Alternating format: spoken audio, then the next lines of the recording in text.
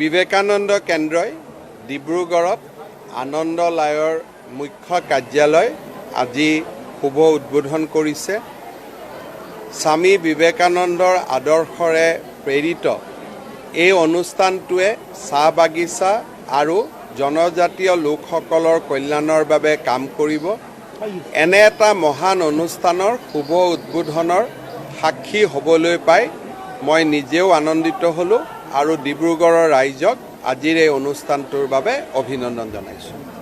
Sir UCC implementation লৈ কিবা ক'ব নেকি? উত্তৰাখণ্ডে কৰিছে আৰু তাৰ পিছত সমগ্ৰ ভাৰততে হ'ব, তেতিয়া অসমতো হ'ব।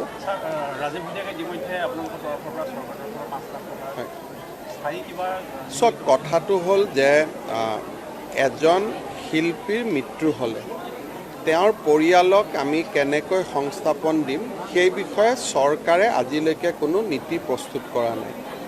আৰু ৰাজীৱ শদিয়াৰ দৰে দুৰ্ভাগ্যজনক ঘটনা আগতেও কিছু শিল্পীৰ হৈছে, আজিও ৰাজীৱ শদিয়াৰ ডাঙৰীয়াৰ হৈছে, অহাকালিও আন কেইবাজনৰো হ'ব পাৰে।